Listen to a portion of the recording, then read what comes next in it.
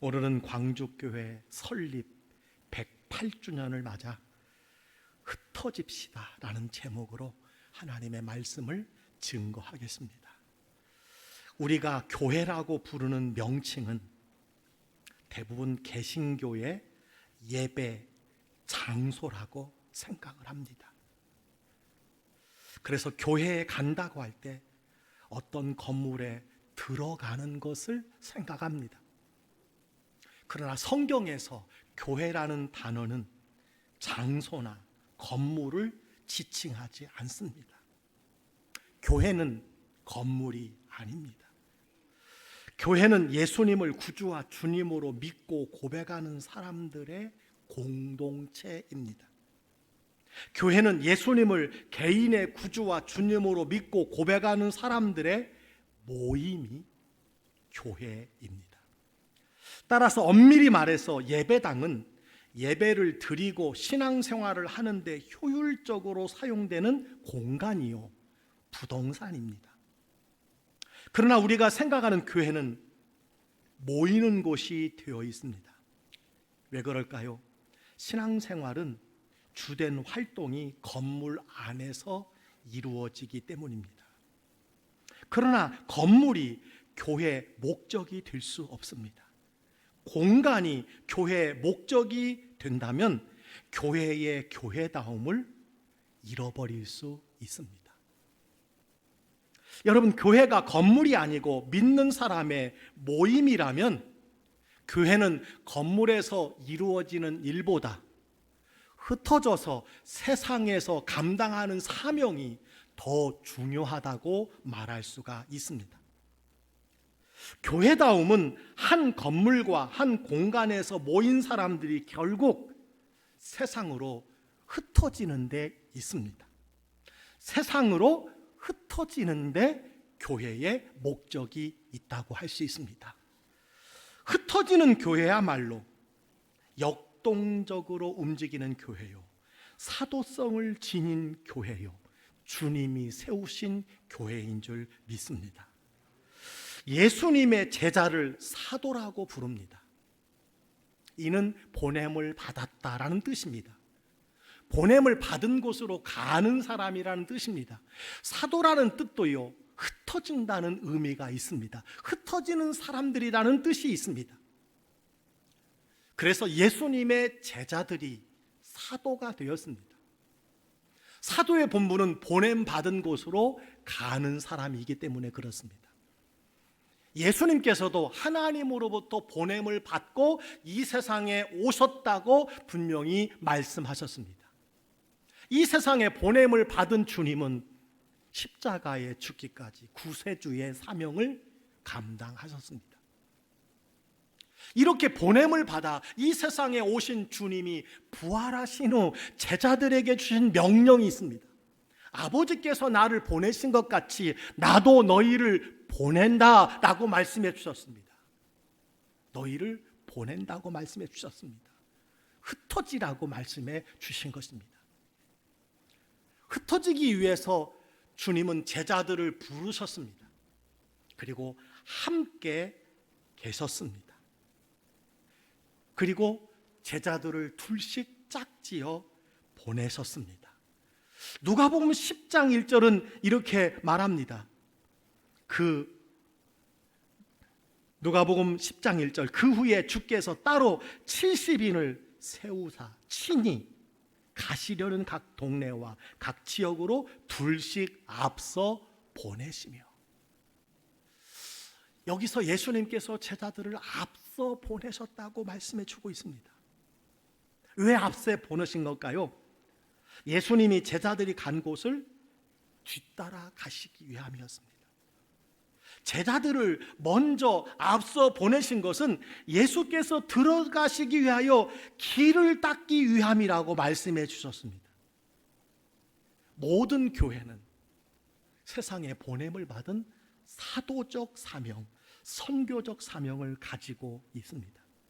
모든 교회는 예수님이 들어가실 길을 만드는 역할에 힘써야 합니다. 그것이 교회의 본분이라고 할 수 있습니다. 교회의 목적은 흩어지는 것입니다. 사도행전 1장 8절은 이렇게 말씀하고 있습니다. 오직 성령이 너희에게 임하시면 너희가 권능을 받고 예루살렘과 온 유대와 사마리아와 땅끝까지 이르러 내 증인이 되리라 하시니. 예수님은 제자들이 이 사도적 사명을 가지고 보냄을 받아 흩어지기를 원하셨어요. 그러나 사도행전에 나타난 교회는 이 흩어지는 사명을 잊어버리고 있었습니다. 성령을 받기 전에는 예수님께서 분명히 말씀해 주셨습니다. 예루살렘을 떠나지 말라고 하셨지만 성령을 받아 권능을 받았다면 예루살렘을 떠나야 한다고 말씀해 주셨습니다. 그래야 내 증인이 될 수 있다고 말씀해 주셨습니다. 그러나 교회는 예루살렘에 모여서 흩어질 생각을 하지 않았습니다. 그들은 예루살렘에 함께 모여서 좋은 사람끼리, 친분이 있는 사람끼리 떡을 떼며 교제하며 지냈습니다. 이것이 너무너무 좋았습니다. 그들이 여전히 예루살렘에 머물게 있게 되자 스데반의 순교 후에 악한 자들의 박해가 교회에 있었고, 이 박해를 통해서 그들은 사방으로 흩어지게 되었습니다.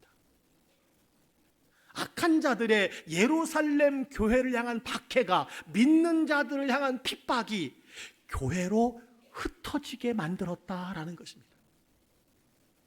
교회를 향한 큰 박해가 결국 교회의 사명을, 흩어지는 사명을 감당하게 만들었다는 사실입니다. 그래서 오늘 우리가 읽은 본문 8장 1절은 이렇게 말합니다.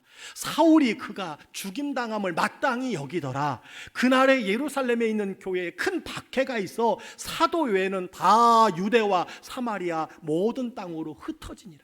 큰 박해 때문에 흩어졌습니다. 모든 땅으로 흩어졌습니다. 8장 4절은 이렇게 말합니다. 그 흩어진 사람들이 두루 다니며 복음의 말씀을 전했다라고 말씀해 주고 있습니다.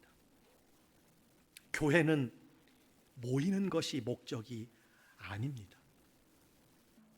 모여서 기도하고 말씀을 배우고 예배하는 것은 중요하고 아름다운 교회의 모습입니다.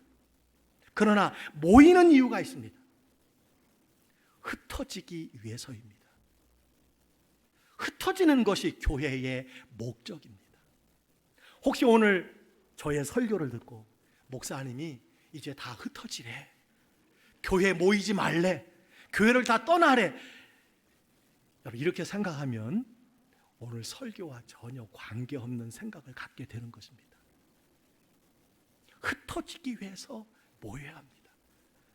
더 잘 흩어지기 위해서 153 기도 용사를 구하고 있습니다. 온전한 예배자를 찾고 있습니다. 철저한 훈련이 우리 교회 안에 이루어져 가고 있는 것입니다. 흩어지는 것이 교회의 목적이기 때문입니다. 초대교회는 3,000명, 5,000명이 회개하여 모였으나 모인 뒤에 어떻게 했습니까? 흩어졌습니다.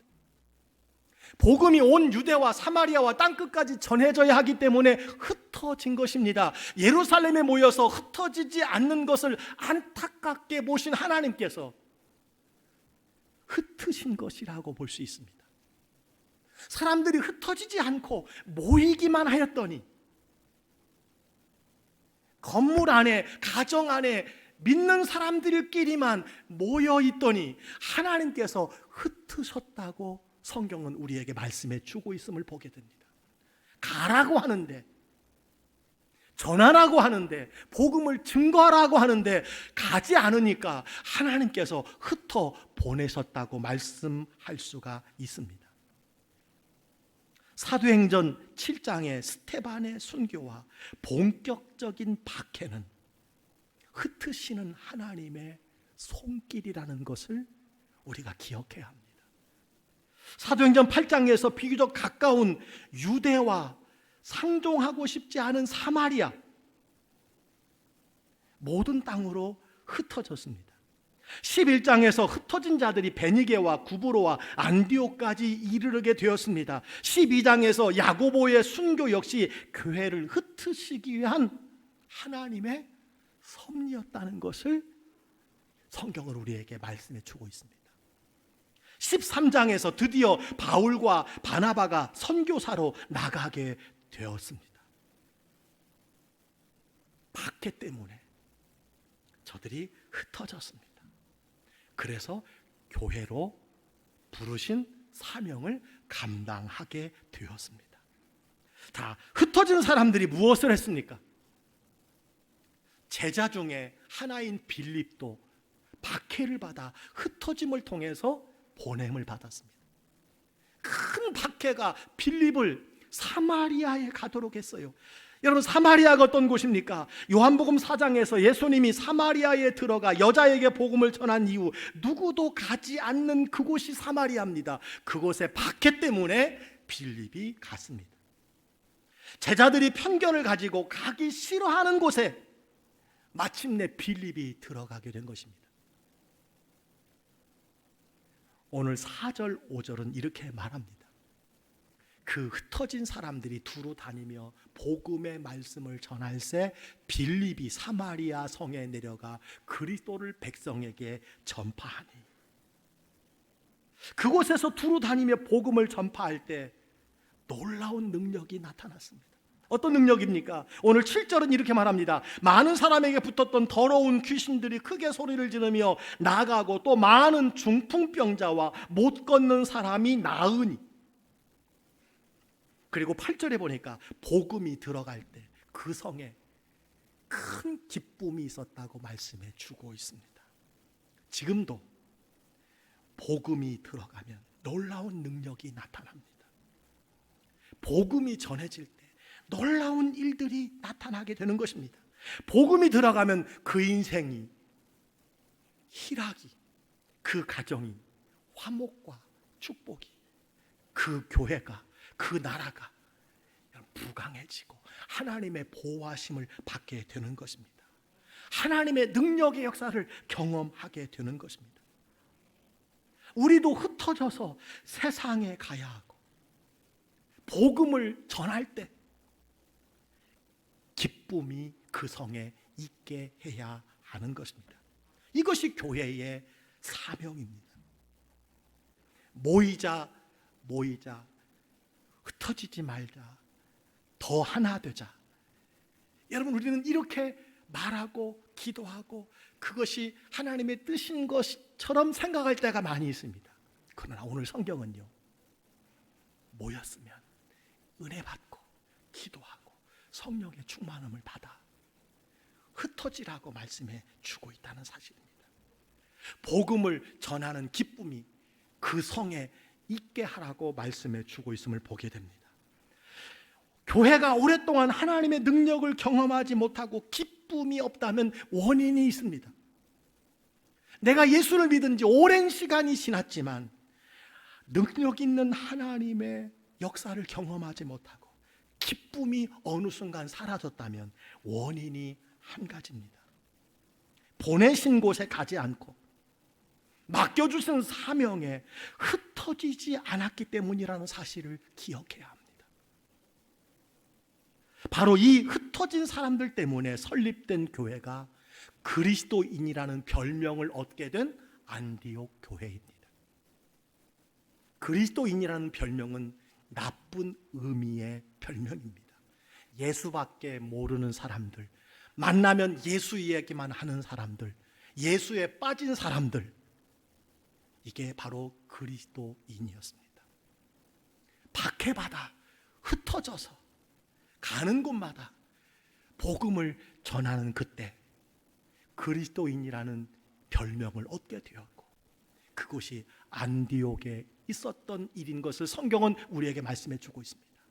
오늘날 교회는 갈수록 모이는 것이 어려워지고 있습니다. 코로나 팬데믹 이후 이제 뉴 노멀, 새로운 이제 시대가 되었지만 수도권에 있는 모든 교회의 10% 이상이 모이지 않고 있습니다. 다 어디 갔는지 알 수를 없습니다. 혹 많이 모이는 교회는 흩어지지 않으려고 더 많이 모으려고만 합니다. 더 많이 모으려고만 합니다. 그러나 육체와 같이 교회가 비만해지면 건강을 잃어버리기 쉽다는 것도 기억해야 합니다. 교회도 몸무게만 비대하여지면 비만, 고혈압, 동맥경화에 걸릴 수 있습니다. 여러분, 교회가 언론에 여러 가지 부끄러운 모습으로 나오는 이유가 무엇일까요? 교회가 건강하지 못하기 때문입니다. 교회가 흩어지지 않았기 때문이에요. 흩어지지 않았기 때문입니다. 교회는 이 세상으로 보냄을 받은 공동체입니다. 다시 말씀드립니다. 모이는 것이 목적이 아닙니다. 열심히 모여서 힘을 얻은 후 사명을 가지고 흩어져야 합니다. 어디로 흩어져야 됩니까? 세상으로 흩어져야 합니다. 마태복음 5장 13절 14절은 이렇게 말합니다. 너희는 세상의 소금이다. 너희는 세상의 빛이다라고 하셨어요. 세상의 소금입니다. 세상의 빛입니다. 교회 안에 멈춰 있는 소금이 아닙니다. 교회 안에 쌓아놓는 소금이 아닙니다. 교회를 비추는 빛이 아닙니다. 세상을 비추는 빛이요 소금이라고 말씀해 주고 있습니다. 소금은 죄로 말미암아 부패한 곳에 가고, 빛은 죄로 어두운 곳으로 가야 합니다. 여러분, 가려면 어떻게 해야 돼요? 흩어져야 하는 줄 믿습니다. 우리들이 모여 오늘도 예배합니다. 이것이 교회입니다. 예배한 후에는 어떻게 합니까? 흩어져야 합니다. 하나님은 여러분을 부르셨고 그리고 세상에 보내셨습니다. 가라고 말씀해 주셨습니다. 가정으로 가라, 일터로 가라, 만나야 할 사람들에게 가라고 우리가 보냄을 받은 사람들입니다. 여러분, 교회에만 머물러 있으면 안 됩니다. 가정을 변화시켜야 합니다. 일터를 변화시켜야 합니다. 불신자에게 예수 그리스도의 복음을 전해야 합니다. 여러분이 가는 곳 어디든지 주님의 보냄을 받은 곳이라는 사실을 믿으시기를 주의 이름으로 축원합니다. 거기서 사명을 감당해야 되는 줄 믿습니다. 우리는 오늘날의 레위인입니다. 구약의 레위 지파는 한 곳에 모여 살지 않았습니다. 그들은 별도의 땅을 분배받지 않고 각 지파에 흩어져서 영적 사역을 담당했습니다. 예배 사역을 담당했습니다. 오늘날 우리는 넓게 레위 지파의 사람들입니다. 우리는 세상 곳곳에 흩어져서 영적인 문제를 책임지고 예배를 살리며 주님의 평안을 피로 주어야 합니다. 교회는 계속 흩어지는 사명을 감당해야 합니다. 사실 우리나라도 우리도 흩어진 사람들을 통해서 복음을 듣게 되었습니다. 오래전 조선 땅에도 이렇게 흩어진 선교사들이 들어와 복음을 나누어 주었습니다. 로버트 토마스는 1866년 27살에 순교했어요.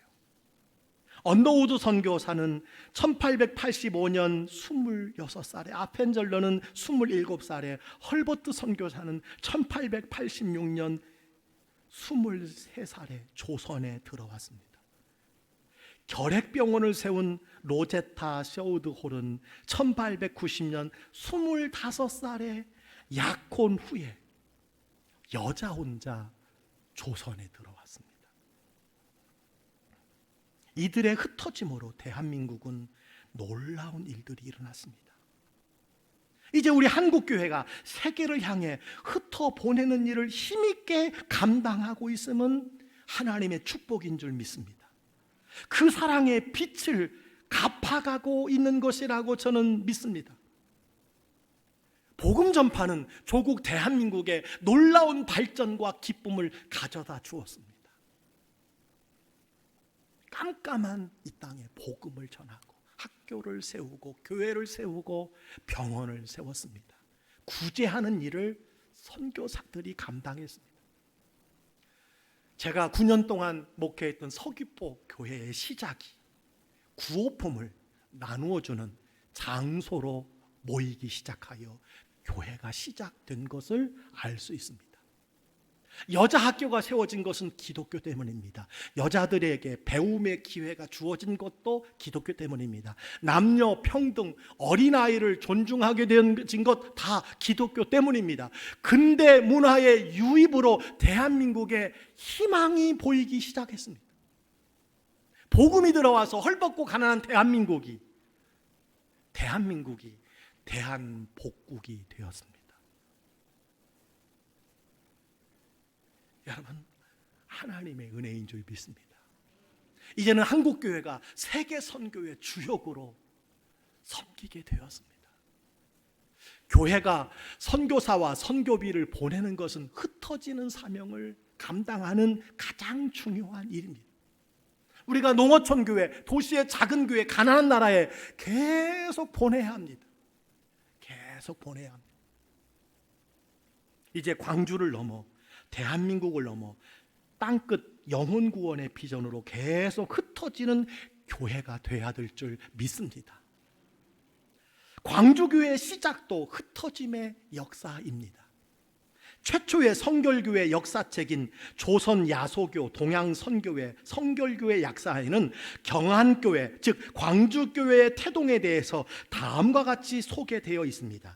경안은 산간벽지라 아직 복음의 빛이 비추이지 못하였더니 최촌에 사는 박은혜라는 부인이 경성에 와서 지내던 중 경성 무교정교회 현 중앙성결교회에서 구원을 받고 병이 들어 남편 최선구 씨의 고향인 경안면 쌍영리 311번지로 이사를 온 뒤 친척인 은집사와 박예집 할머니, 노루목 할머니와 예배를 드리기 시작하였다.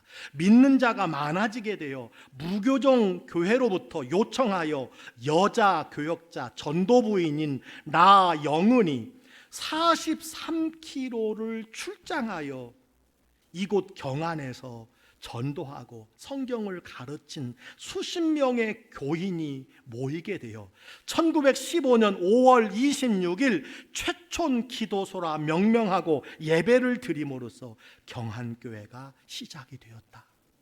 이게 108년 전의 역사입니다. 우리 광주교회는 무교정교회 현 서울중앙교회의 첫 번째 지교회요 평신도로부터 시작이 되었고 여성의 지도력이 교회 설립의 중요한 요소가 되었습니다. 박은혜 성도의 경성에서 남편의 질병이 경안의 시댁으로의 흩어짐의 원인이 되었습니다. 지금의 서울신학대학교의 전신인 경성신학교를 졸업한 나영은 여교역자의 경성 동대문에서 경안으로의 흩어짐이 교회의 시작이 되었습니다. 경성 무교정교회, 중앙성결교회의 물질적, 인적인 흩어짐이 광주교회의 시작이 되었습니다. 이런 흩어짐이 모아져서 이곳에 광주교회가 108년 전에 세워질 수 있었습니다. 광주교회는 설립 100주년을 맞아 흩어지는 사명을 더 잘 감당하고 지경을 넓히고자 필리핀 보홀에 약 5억 원의 선교비를 가지고 예배당과 선교센터를 봉헌하였습니다. 그리고 해마다 열방과 전국의 어려운 교회와 기관과 개척하는 교회를 더 많이 계속 섬겨가고 있습니다. 교회는 하나님이 더 주시면 더 주시는 만큼 부흥케 하면 더 부흥케 하는 만큼 기도와 물질과 사랑을 흘려보내야 합니다. 아니, 흘려보내면 하나님께서 그만큼 채워주시는 줄 믿습니다. 교회는 교회의 주인이며 머리가 되시는 주님께 늘 물어야 됩니다. 저는 광주교회 리더십으로 계속 주님께 묻습니다. 이것이 담임 목사의 가장 귀중한 사명입니다. 주님, 광주교회가 흩어지는 사명을 감당하기 위해서 무엇을 하시기 원하십니까? 광주교회가 흩어지는 이 사명을 감당하기 위해서 무엇을 하기를 원하십니까? 우리 교회는 교회 설립 6년 만이었던 1921년 4월에 남한산성 교회를 제1호 지교회로 개척 설립함으로써 흩어지는 교회로 진일보한 교회였습니다. 남한산성에 하나의 교회가 있습니다. 그게 광주교회 제1 흩어진 교회의 열매라는 사실을 여러분 기억하시기를 바랍니다. 그러나 너무 안타깝게도 2004년 5월 태전동에 더불어 행복한 교회를 개척한 이후 지난 20년간 흩어지는 사명을 온전히 감당하지 못했습니다. 저도 목회한 지 이곳에서 10년이 되었는데 이것이 늘 저에게 사명이라고 주님께서 말씀해 주고 있습니다. 주께서 교회를 위해서 기도할 때마다 저에게 생각나게 하시는 것이 있습니다. 언제일지 모르지만 교회 분립 개척을 통하여 선교적 교회, 사명적 교회로 흩어지는 비전을 계속 보게 하십니다.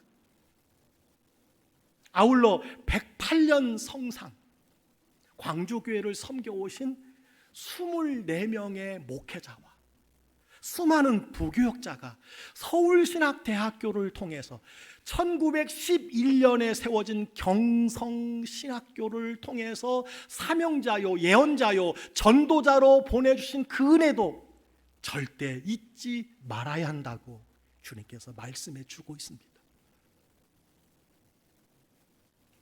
흩어지고 나누는 사명에는 시간이 필요하고 물질이 필요하고 희생이 따릅니다. 그러나 흩어져서 나누고 섬김에 교회는 힘써야 될 줄 믿습니다. 토마스 머튼이라는 영성학자가 이런 이야기를 했습니다. 교회의 사명은, 다 같이 읽어볼까요? 시작. 교회의 사명은 이 땅에서 그리스도가 하시던 일을 지속하는 것이다. 아멘. 광주교회 사명은 예수 그리스도께서 이 세상에서 하셨던 일을 계속하는 것입니다. 흩어지는 것입니다.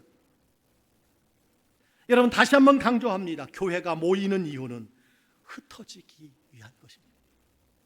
교회 설립 기념주의를 맞이하여 사도적 사명을 감당하는 흩어지는 교회를 지향해야 할 것입니다. 주님이 보내신 그 일을 더 잘 감당하도록 흩어지는 교회가 되어야 할 줄 믿습니다. 계속 보내고 가시기를 주의 이름으로 축원합니다. 흩어져서 진정한 교회의 생명력을 보여주는 우리 광주교회가 되기를 주의 이름으로 간절히 축복합니다.